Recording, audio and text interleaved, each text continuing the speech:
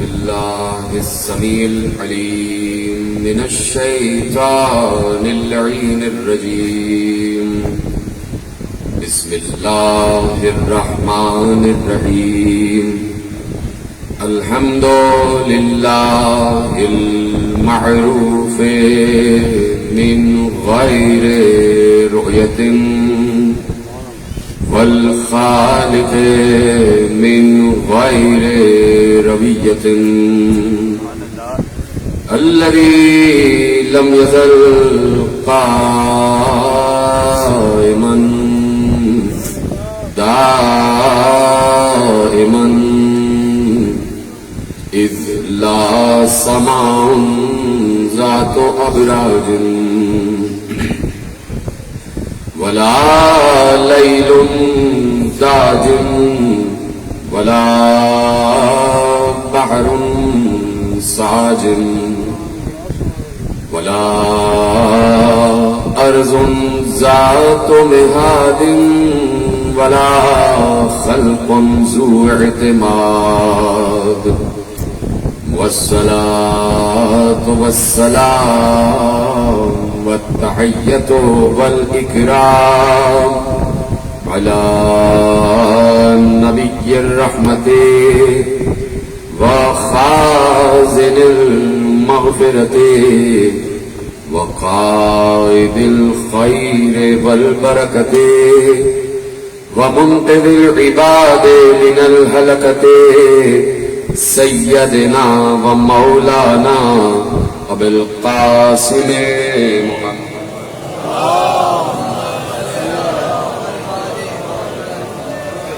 وأهل بيته الطيبين الطاهرين المعصومين المظلومين المنتخبين المنتجبين الذين أذهب الله عنهم الرجس وطهرهم تطهيرا.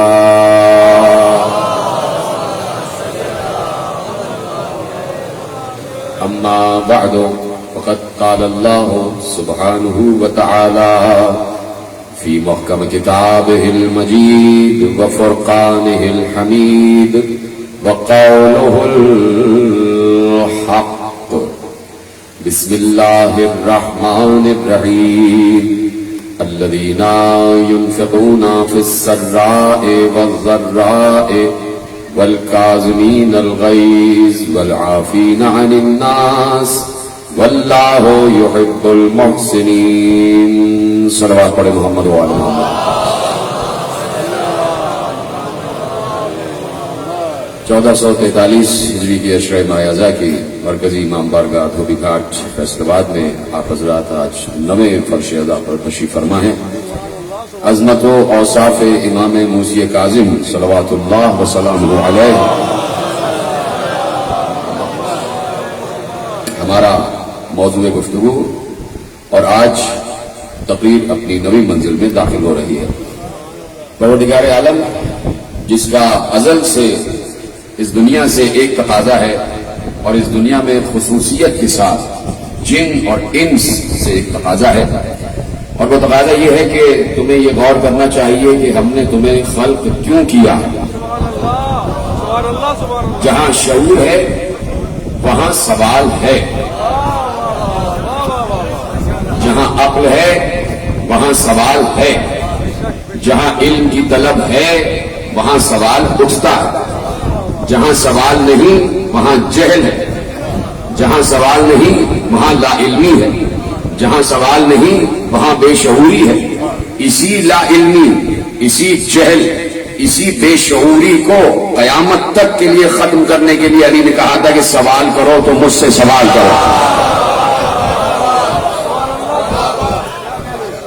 یہ سلونی کا نظریہ، سوال کرنے کا نظریہ علی نے دیا، اور آج آپ کا پورا ایجوکیشنل سسٹم اسی پر منحصر ہے کہ بچے کو ایسی تعلیم دی جائے، ایسا ماحول فراہم کیا جائے کہ اس کے ذہن میں سوال اٹھے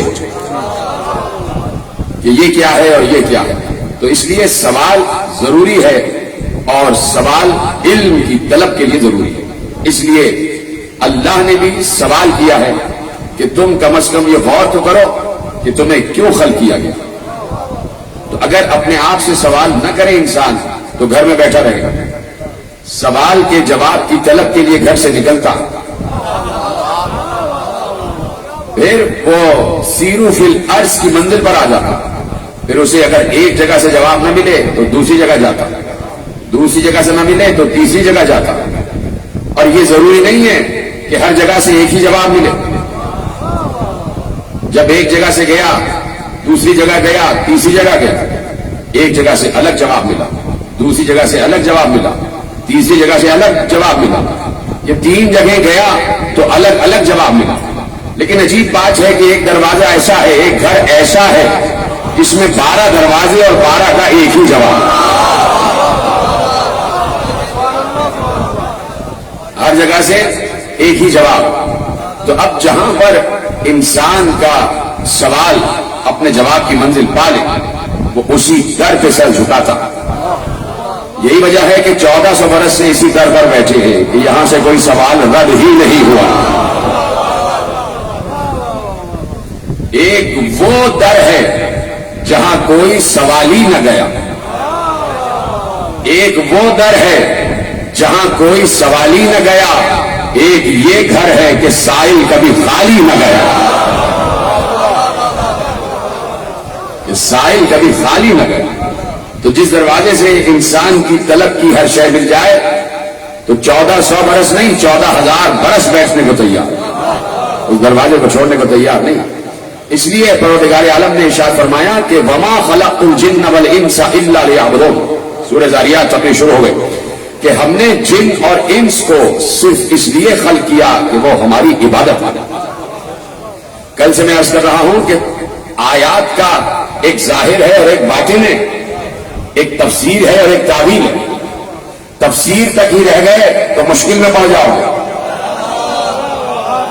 اگر اس آیت پر میں آپ کو روکوں کہ وما خلقت الجن والانس الا لیعبدون, ہم نے جن اور انسانوں کو صرف اور صرف اور صرف اور صرف یہ جنہیں سلامت میں شکر گزار ہوں. مسلسل آپ کی سماعتوں کا کوئی 14واں برس مجھے یہاں حاضری دیتے ہوئے ہو گیا اور میں مسلسل آپ کی سماعتوں کا شکر گزار ہوں کہ جیسے آپ سنتے ہیں میں نے کہیں اتنا ریسپانسو مجمع دیکھا نہیں. اتنا ریسپانسنگ مجمع, یہ آپ کا شعور ہے, یہ آپ کی فکر ہے, یہ آپ کا عقیدہ ہے, اور یہ فیصلہ باد کا ایک ماحول جو بنا ہے اور کریٹ ہوا یہ اس کا فیصلہ. یہاں شیعہ سنی سب مل کے بیٹھے ہوئے اور مرکزی ممبروں سے یہی بات ہونی چاہیے کہ جہاں ایک اتحاد کا درس, ایک بین المللی پیغام, ایک بین الکائناتی پیغام جا. اس لیے کہ حسین کسی ایک خطے کے نہیں ہیں, حسین عالمین کے حسین.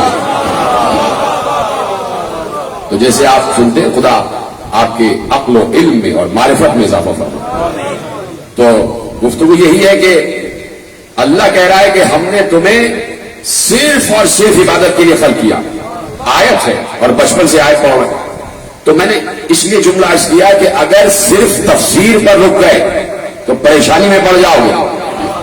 اگر صرف تفسیر پہ رکے کہ ہم نے تمہیں صرف اور صرف عبادت کے لیے خلق کیا ہے تو تمہارا کام صرف اور صرف یہ ہونا تھا کہ جس دن سے دنیا میں آئے اور جب تک رہے سوائے سجدے کے کچھ اور نہ کرو. سلامت رہا. اگر صرف تفسیر تک رک گئے تو تمہارا کام صرف یہ ہوگا کہ مسجدوں میں رہو, اعتکاف میں بیٹھے رہو, اس کے علاوہ کچھ نہ کرو. اگر صرف تفسیر تک رکے, لیکن اگر لفظ عبادت کی تعویل تک پہنچے یہ طرح سلامت رہے تو پھر بہت سے مسائل حل ہو جائیں گے. اس لیے قرآن نے کہا تھا کہ قرآن میں تفسیر بھی ہے اور تعویل بھی ہے. پروردگار عالم نے ارشاد فرما دیا کہ هو الذی انزل علیک الکتاب منہ آیات محکمات ہن ام الکتاب واخر متشابہات فاما الذین فی قلوبہم زیغ فیتبعون ما تشابہ منہ ابتغاء الفتنہ. کہا کہ ہم نے اس قرآن میں 2 قسم کی آیتیں رکھی ہیں, ایک محکم اور ایک متشابہ. محکم کی تفسیر ہوتی ہے, متشابہ کی تعویل ہوتی ہے. اور اب اللہ نے کہا وما یعلم تاویلہ الا اللہ فی العلم، متشابہات کی تعبیر یا تو اللہ جانتا ہے یا وہ جانتے ہیں جنہیں اللہ نے پڑھایا ہے. ورنہ سکونا فی العلم تو اب تعبیر ہے. تو اب اس آیت کی اور اس آیت کے اس لفظ کے لیے تو معصوم تک ایک سائل پہنچا. میرے اور آپ کے چھٹے امام جعفر صادق علیہ السلام صرف اور صرف عبادت کے لیے خلق کیا ہے. کہاں قرآن کی آیت ہے؟ کیا پوچھنا ہے؟ جی علیہ السلام اپنے آخری آدمی کا. یہاں عبادت سے کیا مراد ہے؟ اب یہاں پر لفظ عبادت کی تعویل ہوگی. وہ پوچھنے والا کہیں فیصلہ آباد سے نہیں گیا تھا کہ وہ پنجابی بول رہا ہو، یا کہیں کراچی سے نہیں گیا تھا کہ وہ اردو بول رہا ہو، یا کسی اور وطن سے نہیں گیا تھا کہ انگریزی یا سواحلی یا سریانی بول رہا تھا. وہ عرب میں ہی رہنے والا تھا، عرب کا ہی پلا بڑھا تھا. اس کی مادری زبان بھی عربی تھی اور نسلاً عرب تھا. عربی زبان کے ایک ایک لفظ سے واقف تھا. اس کے باوجود فرزند رسول سے آگے عربی زبان کے ایک لفظ کی تفسیر پوچھ رہا. اس کا کیا مطلب ہے؟ اس کا مطلب یہ ہے بات روکتا ہوں. پیغمبر جب مسجد نبوی پر تشریف فرما ہوئے اور وہ جو آیت تطہیر آ گئی اور مباہلہ جیت کر آ گئے تو پیغمبر نے کہا جب ہم چادر میں تھے تو ہم پر آیت تطہیر اتری اور وہ آیت تطہیر پیغمبر نے تلاوت کی. انما یرید اللہ لیذھب عنکم الرجس اہل البیت ویطہرکم تطہیرا. پیغمبر نے جیسے ہی آیت تطہیر تلاوت کی، یہ آیت تطہیر عربی میں ہے نا، تو اب ایسے میں بیچ میں سے ایک جلیل القدر صحابی کھڑے ہوئے جن کی زبان ہی عربی، جن کا اوڑھنا بچھونا ہی عربی، جن کا چلنا پھرنا ہی عربی، جن کی مادری زبان عربی، جنہوں نے پرورش ہی عرب میں پائی، جو نسلاً عرب، بولنے والے عرب. وہ بیچ میں کھڑے ہو کے پوچھتے یا رسول اللہ ابھی آپ نے آیت پڑھی کہ الرجس، یہ الرجس سے کیا مراد ہے؟ یہ ذرا سلامت رہے. یعنی ان صحابی نے کھڑے ہو کے اور عربی زبان کے ایک لفظ کا ترجمہ پوچھ کر بتا دیا کہ جو ظاہر ہوتا ہے باطن میں کچھ اور ہوتا ہے، اور باطن کے لیے اپنے آپ سے نہیں، جس کے باطن پر قرآن نازل ہوا ہے اس سے پوچھا جاتا ہے. کھڑے ہو کے پوچھا یا رسول اللہ الرجس سے کیا مراد ہے؟ میں نے کہا نا یہی سے جلیل القدر صحابی نے بتایا کہ ظاہر اور ہے، باطن اور ہے، تفسیر اور ہے، تعبیر اور ہے. تو کہا الرجس سے کیا مراد ہے؟ تو آپ پیغمبر نے کہا الرجس ہوا شک، شک کرنا نجاست ہے. پیغمبر نے پیغام دے دیا کہ جہاں شک ہوگا وہاں ہم نہیں ہوں گے، جہاں ہم ہوں گے وہاں شک نہیں ہوگا. تو جب تک شک دور نہیں ہوگا کوئی حر بن نہیں سکتا. اسی طرح فرزند رسول سے پوچھا گیا کہ مولا یہ ارشاد فرمائیے کہ یہاں پر لیعبدون سے کیا مراد ہے، عبادت سے کیا مراد ہے؟ تو اب معصوم نے وہی تفسیر کہ جو انہیں ملی ہے وراثت رسول اللہ سے اس کو آگے بڑھایا. توجہ ہے، کہا لیعبدون سے مراد ہے لیعرفون. اللہ کہہ رہا ہے ہم نے تمہیں اس لیے خلق کیا ہے تاکہ تم معرفت حاصل کرو. یہ چلے جس نے جملہ محفوظ کیا. اب روایت آگے بولو، یہاں تک کے لیے میں نے زحمت دی ہے اور تیزی سے گفتگو آگے بڑھے گی. بیچ میں سے 5 منٹ کا میں وقفہ لینا چاہوں گا، لیکن چاہتا ہوں کہ یہ پل بن جائے میری تقریر کے اگلے جملوں تک. کہا لیعبدون سے مراد ہے لیعرفون، ہم نے تمہیں معرفت کے لیے خلق کیا. اب معاملہ سمجھ میں آیا کہ معرفت یہ عمل ایسا ہے جو ہر وقت کا ہے. اس کے لیے ضروری نہیں ہے کہ مسجد سے آواز آئے کہ حی علی المعرفہ. ایسی جملے محفوظ کرتے خدا کا شکر ہے. یہ اس کے لیے اذان کی ضرورت نہیں ہے کہ حی علی المعرفہ، آؤ معرفت کی طرف. معرفت کا کوئی ایک وقت نہیں ہے. چلتے ہوئے معرفت، پھرتے ہوئے معرفت، اٹھتے ہوئے معرفت، بیٹھتے ہوئے معرفت، کھاتے ہوئے معرفت، پیتے ہوئے معرفت. چل رہے ہو تو اپنے قدموں کو دیکھو میرے قدم کس نے بنائے ہیں. کھا رہے ہو تو کھانے کو دیکھو یہ غذا کس نے بھیجی ہے. پی رہے ہو تو پانی کو دیکھو یہ پانی مایا کس نے بنایا ہے. اپنے وجود کو دیکھو، پوری کائنات کو دیکھو، کائنات کے ایک ایک انسان کو دیکھو، ایک ایک مخلوق کو دیکھو، ایک ایک کیڑے مکوڑے کو دیکھو، سب کو دیکھو اور مسلسل چلتے پھرتے معرفت کا عمل جاری و ساری ہے. کہ یہ ہے تمہاری زندگی کا مقصد کہ معرفت حاصل کرو. چلتے پھرتے اٹھتے بیٹھتے کھاتے پیتے سوتے جاگتے کروٹ کروٹ معرفت حاصل کرتے چلے جاؤ اور پہچانو کہ ہم کون ہیں. توجہ فرمائی آپ نے. معرفت اہم ہے یا نہیں؟ کہا میرے ساتھ میں معرفت اہم ہے یا نہیں؟ اگر آپ نہیں بول رہے تو ایک جملہ کہتا ہوں، کوئی نماز پڑھ رہا ہو اور اسے یہی نہ پتا چلے کہ کس کی پڑھ رہا ہے، سلامت رہے۔ کوئی عبادت کر رہا ہو، نماز پڑھ رہا ہے، سجدہ کر رہا ہے، اور اسے یہی نہیں معلوم کہ کس کا سجدہ کر رہا ہوں، تو کیسی نماز؟ اس کو کہتے ہیں معرفت، کہ جس کے سامنے سجدے میں جھک رہا ہے اسے پہچانتا بھی ہے، جس کا کھانا دیا ہوا کھا رہا ہے اسے پہچانتا بھی ہے، جس کا دیا ہوا پانی پی رہا ہے اسے پہچانتا بھی ہے۔ اب سمجھے معرفت کتنی اہم ہے کہ بغیر پہچانے سجدہ بھی ناقابل قبول، تو معرفت ضروری۔ معرفت کس کی ضروری؟ اسے پہچانو۔ ساری عبادتیں ایک طرف، معرفت ایک طرف۔ ساتویں امام موسی کاظم علیہ السلام کا دور ہے، اور اس دور میں سننے کے لیے تیار ہے؟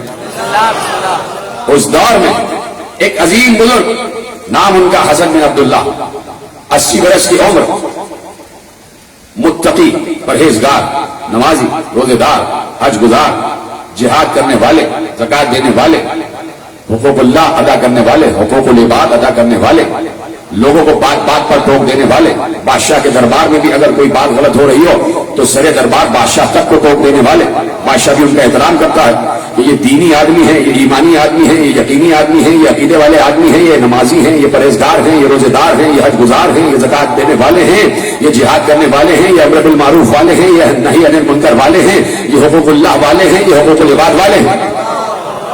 اتنے عظیم بزرگ، ان کا شہرہ ہو گیا۔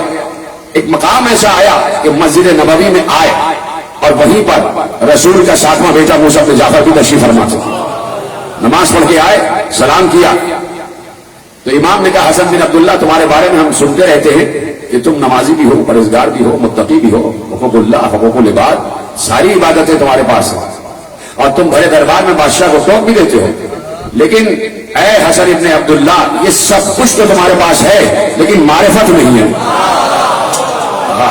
سلامت رہے آخری آدمی تک کہ یہ سب کچھ تو ہے تمہارے پاس لیکن معرفت نہیں ہے۔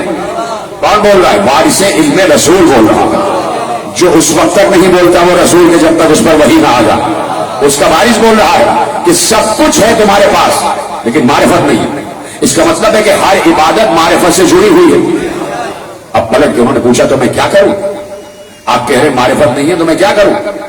تو کہا کہ فَاطْلُبِ الْمَعْرِفَةَ، معرفت حاصل کرو۔ انہوں نے پوچھا کیسے حاصل کرو؟ کہا فَاطْلُبِ الْحَدِيث، علم حدیث حاصل کرو۔ انہوں نے پلٹ کے پوچھا عمن، کس سے حاصل کرو؟ لطف لینا مکالمے کا، بات آنے والی ہے اور آپ کے لیے تحفہ دے رہا ہوں۔ عمن، کس سے حاصل کرو؟ مولا رکے اور رک کر کہا ان فقہاء اہل المدینہ، جاؤ مدینے کے فقیہوں سے حاصل کر لو۔ ایسا ہی ہے تو جاؤ مدینے کے فقیہوں سے حاصل کر لو، فقہ پڑھانے والوں سے حاصل کر لو، علم حدیث دینے والے متعلمین اور معلمین سے حاصل کر لو۔ انہوں نے کہا ٹھیک ہے، چلے گئے۔ 2 سال علم حدیث حاصل کیا، علم فقہ حاصل کیا، علم شریعت حاصل کیا۔ 2 سال پوری فقہ پڑھی، پورا علم حدیث پڑھا، پورا علم شریعت پڑھا، پورا ارکان اسلامی کا علم پڑھا۔ 2 سال کے بعد امام سے دوبارہ ملاقات ہوئی، کہا کہ میں نے علم حدیث سارا جو آپ نے کہا تھا سب حاصل کر لیا، پورا مدرسہ کھول کے پی لیا۔ کہا کیا پڑھا سناؤ؟ پورا جو کچھ ان کے پاس علم تھا، جو انہوں نے ادھر ادھر سے سارا حاصل کیا تھا، علم حدیث، علم فقہ، علم شریعت، علم ارکان اسلامی، تفسیر، تعبیر، جو کچھ حاصل کیا تھا وہ سب میرے مولا کو بیان کیا، دائیں بائیں آگے پیچھے جتنے بھی حضرات بیٹھے سنے جملہ سب کا سب مولا کو بیان کیا۔ جب سب بیان کر چکے تو اب دیکھ رہے تھے کہ نتیجہ کیا نکلتا ہے۔ مولا نے کہا سب کا سب غلط،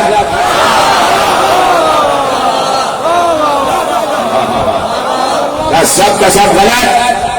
کہا کیوں؟ کہا اس لیے کہ اب بھی معرفت نہیں ہے۔ کہ جاؤ فعرف المعرفہ، اب جاؤ معرفت کی معرفت حاصل کرو۔ میرے مولا موسیٰ بن جعفر کہہ رہے ہیں جاؤ معرفت کی معرفت حاصل کرو، اور یہ کہہ کے مولا چلے گئے۔ اب خود حسن بن عبداللہ کہتے ہیں کہ مجھے اپنے ایمان کی فکر ہوئی کہ میں ایمان کی کس منزل پر ہوں، میرا عقیدہ کہاں پر، میں جو عمل کر رہا ہوں وہ قبول بھی ہے یا نہیں۔ کا مجھے یہ فکر لاحق ہو گئی کہ سارا کا سارا علم غلط کہہ کے چلے گئے اور کہا معرفت حاصل کرو. کہنے کہ اب میں تلاش میں رہا کہ دوبارہ ملاقات ہو جائے. چند دنوں بعد دوبارہ ملاقات ہوئی. میں نے سلام کیا اور سلام کر کے آگے بڑھا. میں نے کہا جو علم کا فدا میں آپ پر فدا ہو جاؤں. انی احتج الیک بین یدی اللہ, میں اللہ سے آپ کی شکایت کروں گا. فدلنی علی المعرفہ, اب آپ مجھے بتائیے کہ معرفت ہے کیا. سننے کے لیے تیار ہیں صاحب؟ جو بول رہا ہے ہاں ضرور اٹھائے. جب میں جملہ دینے جا رہا ہوں وہ سب نے جعفر کا جملہ ہے, اور جب جملہ آ جائے تو بتانا ضرور. جیسے ہی کہا کہ فدلنی علی المعرفہ, اب آپ بتائیے کہ معرفت کیا ہے. روایت نے کہا کہ فوراً میرے مولا موسی کاظم نے علی علی کرنا شروع کر دیا.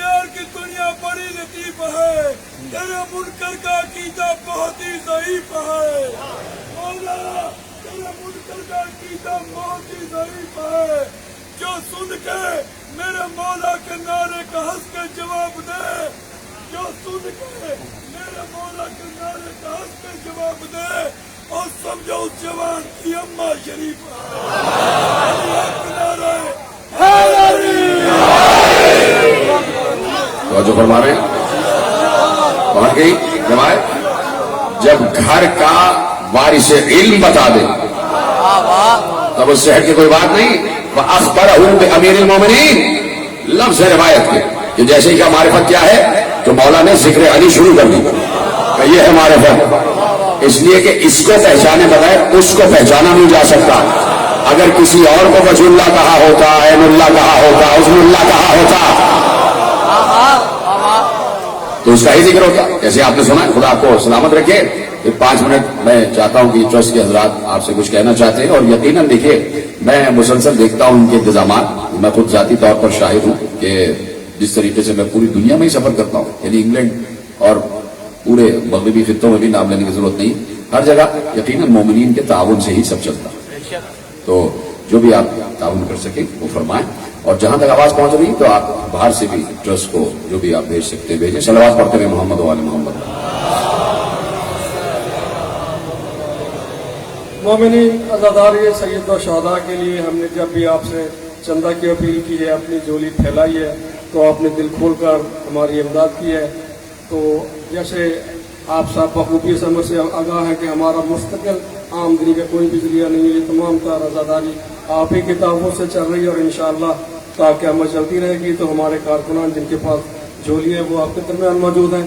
اسی طرح مومنات میں بھی ہماری کارکنان مومنات میں بھی موجود ہیں. میری مومنات سے بھی درخواست ہے کہ وہ عزاداری سید و شہداء کے اس مشن میں ہم سے تعاون فرمائیں. یہ تمام تر جو عزاداری ہے آپ ہی کے تعاون سے چلتی ہے, اور انشاءاللہ تا قیامت اس کو چلنا ہے. تو آپ جلد از جلد اس کو نپٹا لیں. اور کچھ احباب ادھر سے کھڑے ہو جائیں نا, 2-4 بندے جلدی جلدی کر لیں, یہاں سے بالکل کھڑے ہو جائیں. اور جو خود لے رہے ہیں ان سے التماس ہے کہ وہ جو بعد میں جولیوں والے صاحبان کو وہ دے دیں.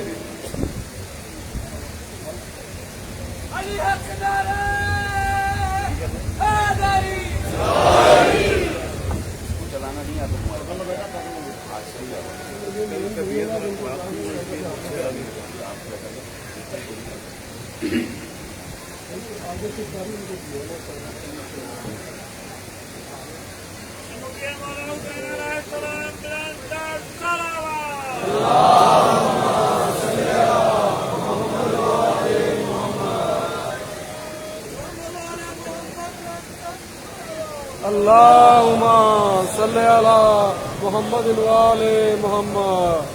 اللہم صلی علی محمد وآل محمد. اللہم صلی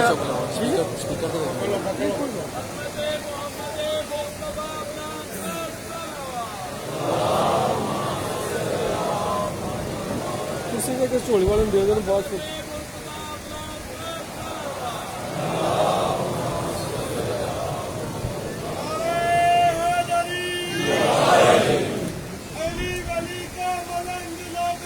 किसी तवंगा से कम नहीं है। अली अली का बुलंद नादा किसी तवंगा से कम नहीं है कि इसके कश्मीर की सफारत किसी सती से भी कम नहीं है। हजार करोड़ बशर नजर फरिश्ते हमें सलामी क्यों हमारे सीने पे दागे मातम निशाने आदत से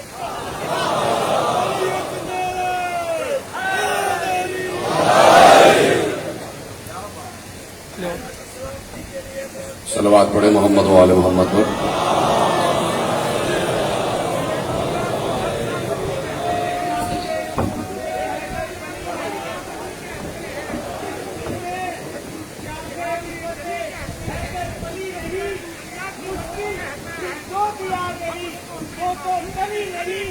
और हमने शऊर-ए-ज़ात से सीखा है बस यही, हमने शऊर-ए-ज़ात से सीखा है बस यही, उस जिंदगी पे लानत हो जिसमें अली नहीं। सलामत नहीं मिल के बाबा से बुलंद जरूर पढ़े मोहम्मद वाले मोहम्मद। चारों तरफ मिल के बाबा से बुलंद जरूर पढ़े मोहम्मद वाले मोहम्मद। तवज्जो है कि मारिफत क्या है कि किसी के जरिए किसी तक पहुंचो, किसी के जरिए किसी तक पहुंचो। मौलवी ने कहा, मुबल्लिग ने कहा, ये फितरत की अशिया देखो और अल्लाह तक पहुंचो। उभरते हुए सूरज को देखो, अल्लाह को पहचानो। डूबते हुए सूरज को देखो, अल्लाह को पहचानो। उभरते हुए चांद को देखो, अल्लाह को पहचानो। ये सितारों की गर्दिश को देखो, अल्लाह को पहचानो। ये वसी आसमान को देखो, अल्लाह को पहचानो। ये बिछी हुई जमीन को देखो, अल्लाह को पहचानो। बरसती हुई बारिश को देखो, अल्लाह को पहचानो। इन बादलों को देखो, अल्लाह को पहचानो। चलती हुई हवा को सूंघो, अल्लाह को पहचानो। फूलों को देखो, अल्लाह को पहचानो। फलों को देखो, अल्लाह को पहचानो। इंसान को देखो, अल्लाह को पहचानो। फरिश्तों को देखो, अल्लाह को पहचानो। आसमानों की तहों को देखो, अल्लाह को पहचानो। मखलूकात को देखो, अल्लाह को पहचानो। अशराफुल अर्श को देखो, अल्लाह को पहचानो। चौपायों को देखो, अल्लाह को पहचानो। हैवानात को देखो, अल्लाह को पहचानो। समंदरों को देखो, अल्लाह को पहचानो। दरियाओं को देखो, अल्लाह को पहचानो। पहाड़ों को देखो, अल्लाह को पहचानो। तो और हम ये कह रहे हैं कि तुम ये कह रहे हो कि फितरत को देखो, अल्लाह को पहचानो। हम उन बंदों को पहचानवा रहे हैं कि वो जब से अल्लाह को पहचान रहे थे कि न जब चांद था, न सूरज था, न जमीन थी, न आसमान था।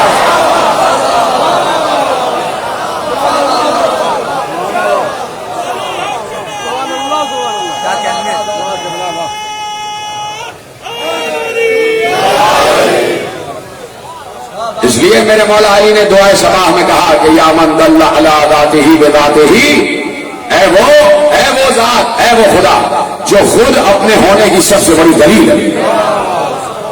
अली कह रहे हैं, या अल्लाह अगर कोई फितरत की शय न हो, कोई दलील न भी हो, तब भी अली तुझे अल्लाह मानता, तब भी अली तुझे अल्लाह मानता। यह है मारिफत। और कहा इस मारिफत की तरफ आगे बढ़ो। यह मारिफत का सफर कोई हादिसाती नहीं है, कोई हादिसी सफर नहीं है। यह मारिफत का सफर बड़ा कदीम सफर है। और इस मारिफत के सफर के लिए अल्लाह ने शजरों को महफूज फरमाया। अल्लाह ने शजरों को महफूज फरमाया। आले इब्राहिम इसी मारिफत के सफर का सबसे बड़ा पाक शजरा है। और ये आले इब्राहिम का शजरा खत्म नहीं है, खत्म नहीं है। आवाज दी, अलम तर कैफा दरबल्लाहु मसलन कलिमतन तय्यबतन कशजरतिन तय्यबतिन अस्लुहा साबितुन व फरउहा फिस समा तु'ती उकुलहा कुल्ल हीन बिइज़्नि रब्बिहा। कहा कि समझना चाहते हो, देखिए मारिफत, मारिफत और दलील दे रहा हूं कि मारिफत जरूरी है। अल्लाह कहता है समझना चाहते हो कि हमारा पाक कलेमा क्या है। जीते रहे, सलामत रहे, मेरे साथ साथ आ जाए। बहुत तेजी से आज सफर करना मुझे और अपने कार्य वक्त में गुफ्तगू को कामिल करना, और आपकी ही मदद से होगा। अलम तर कैफा, क्या आपने देखा नहीं, ज़रबल्लाहु मसलन कलिमतन तय्यबतन कशजरतिन तय्यबतिन, कि अल्लाह अपने पाक कलमे की मिसाल बयान करता। देखिए मिसाल बराबर की दी जाती है। किसी इंसान की मिसाल दी जाएगी, बेटे से कहते बेटे तुम उस जैसे बनो। इंसान को कहा जाता है ना कि भाई इंसान बनो, तो किसी इंसान ही की मिसाल दी जाती है। तो अब ये तो एक आम शऊर है جب اللہ مثال دے، ضرب اللہ مثلا کلمۃ طیبہ، ہم تمہارے لیے اپنے پاک کلمے کی مثال بیان کرتے ہیں۔ پہلے تو بچہ بھی بتا دے گا کہ پاک کلمہ ہے کیا؟ کلمہ طیب یعنی لا الہ الا اللہ محمد رسول اللہ۔ کلمہ طیب ہے لا الہ الا اللہ محمد رسول اللہ، اور اللہ کہہ رہا ہے ہم اپنے کلمہ طیب کو سمجھانا چاہتے ہیں۔ اگر سمجھنا ہے تو ہمارے پاک کلمے کی مثال ایسی ہے جیسے ایک پاک درخت۔ تو سمجھے تو میرا سلام ہوگا، قرآن ہے قرآن۔ اب مثال کہاں کی اور مثل کہاں کی؟ پاک کلمہ تحریر ہے اور شجر دکھائی دے رہا ہے، شجر دکھائی دیتا، یعنی جو دکھائی نہ دے انہیں اس سے پہچانو جو دکھائی دے رہے۔ سلامت رہے آپ، بڑا حساس جملہ میں نے آپ کے حوالے کیا۔ جو دکھائی نہیں دے رہا اسے ان سے پہچانو جو دکھائی دے رہا۔ کہا ہمارے پاک کلمے کی مثال ایک پاک شجر کی ہے، ایک پاک درخت ہے، اور درخت ایسا کہ جس کی جڑیں زمین میں مضبوط ہیں، اور جب جڑیں زمین میں مضبوط ہیں تو اس کی شاخیں آسمان تک گئی ہوئی ہیں، اور دنیا کے تمہارے جو درخت ہیں وہ موسم میں پھل دیتے ہیں۔ آم کا پودا سیب کے موسم میں پھل نہیں دے گا، گرمی کے موسم میں سردی کے پھل نہیں آئیں گے، سردی کے پھل گرمی کے موسم میں نہیں آئیں گے، خزاں اور بہار کے پھل الگ، ہر موسم میں ہر درخت الگ الگ پھل دیتا ہے۔ اور اللہ کہہ رہا ہمارا یہ پاک درخت ایسا ہے کہ ہر موسم میں پھل دے رہا ہوتا ہے، ہر موسم میں پھل دے رہا ہوتا ہے۔ کبھی اس کے پھل کا نام علی ہے، کبھی اس کے پھل کا نام حسن ہے، کبھی اس کے پھل کا نام حسین ہے، کبھی اس کے پھل کا نام علی بن حسین ہے، کبھی اس کے پھل کا نام محمد بن علی ہے، کبھی اس کے پھل کا نام جعفر صادق ہے، اور کبھی اس کے پھل کا نام موسیٰ بن جعفر ہے، موسیٰ کاظم ہے۔ تو کہا یہ ہر موسم میں پھل دیتا ہے، چاہے کسی بھی بنوں کا موسم ہو، کسی بھی حکومت کا موسم ہو، جابر و ظالم سلاطین کے موسم میں بھی یہ درخت پھل دیتا ہے، اس لیے کہ کلمہ طیبہ ہے۔ تؤتی اکلہا کل حین بإذن ربہا، یہ ہر موسم میں پھل دیتا، اس کی جڑیں زمین میں مضبوط ہیں، اس کی شاخیں آسمان تک گئی ہوئی ہیں۔ اس لیے سمجھو کہ درخت کی مثال دی ہے، کل کی اگر بات یاد آ جائے، درخت کی مثال اس لیے دی ہے کہ جڑیں زمین میں مضبوط ہیں، شاخیں آسمان تک گئی ہوئی ہیں۔ یہی درخت ہے جو بیک وقت اللہ سے بھی ملا ہوا ہے، بندوں سے بھی ملا ہوا ہے۔ اتنے سلامت رہے کہ جس کا بیک وقت رابطہ ہے اور جڑیں زمین میں مضبوط ہے، انسانوں سے رشتہ ٹوٹتا نہیں ہے۔ اور دوسری بات کیا ہے کہ جس درخت کی جڑ مضبوط ہوگی اسی کی شاخیں پھلتی پھولتی ہیں۔ تیسری تعویل کیا ہے؟ اصلھا اور فرعھا، اس کی اصل اور اس کی فرع۔ اس اصل سے نکلا ہے اصول اور اس فرع سے نکلا ہے فروع۔ اللہ کہہ رہا ہے اصول کیا ہے؟ نماز، روزہ، حج، زکات، قوم، جہاد، یہ تو ہے فروع۔ اصول کیا ہے؟ توحید، عدل، نبوت، امامت، قیامت، یہ اصول ہے نا۔ اور فروع کیا ہے؟ نماز، روزہ، حج، زکات، قوم، جہاد، امر بالمعروف، نہی عن المنکر، ولایت، برات، یہ فروع ہے۔ اللہ کہہ رہا ہے اس درخت کے اصول یعنی اصل یعنی جڑ زمین میں مضبوط ہے، اور اس کی شاخیں یعنی فرع یعنی فروع آسمان تک گئی ہیں۔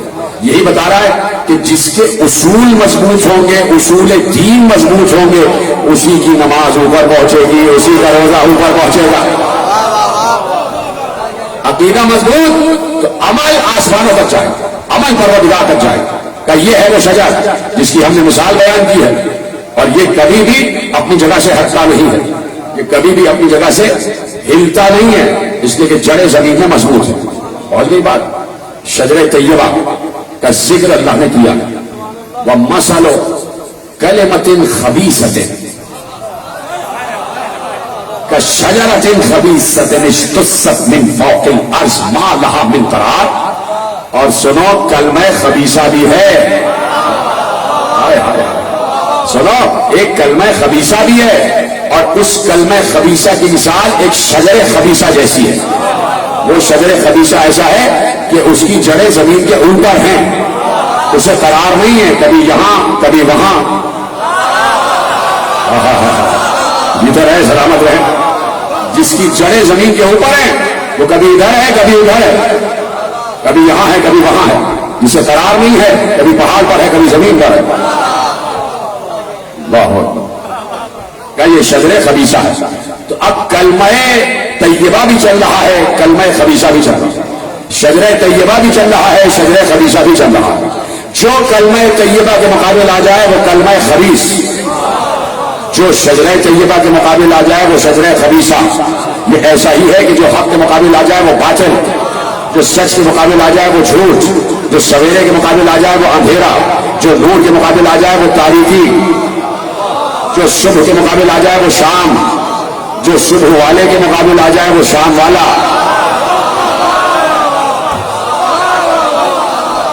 شجر طیبہ بھی ہے، شجر خبیثہ بھی ہے۔ توجہ فرمائی، پہنچ گیا جملہ، بات آگے بڑھاؤں۔ میرا مولا موسی کاظم علیہ السلام بلایا گیا بسط ادب کے، لاؤ دربار میں لاؤ۔ امام اپنی سواری پر آئے، دروازے پر رکے، سواری سے اترے، غلاموں نے بڑے احترام کے ساتھ دربار میں لے کے گئے۔ اسی وقت دروازے پر ایک نقیع ایک انصاری شخص کھڑا ہوا تھا۔ وہ بہت دیر سے دربار میں جانے کی اجازت مانگ رہا تھا، اجازت نہیں ملی۔ جیسے ہی دیکھا یہ جوان اپنی سواری سے اترا اور اسے بسط ادب دربار میں لے گئے۔ اس نے پلٹ کے پوچھا یہ کون ہے؟ یہ پوچھنا غضب ہو جاتا ہے بہت سے لوگوں کے لیے، جو پہچانتے ہوئے نہ پہچانے، جو معرفت رکھتے ہوئے معرفت نہ رکھے۔ کہ یہ کون ہے؟ کہا یہ عالم آل محمد ابو ابراہیم حضرت موسیٰ بن جعفر علیہ السلام۔ کہا کیوں جا رہے ہیں؟ تو بادشاہ نے بلایا۔ کہا عجیب بات ہے، بادشاہ ان لوگوں سے مل لیتے ہیں جن سے ان کی حکومت کو خطرہ، ابھی ان کو باہر آنے دو۔ دیکھو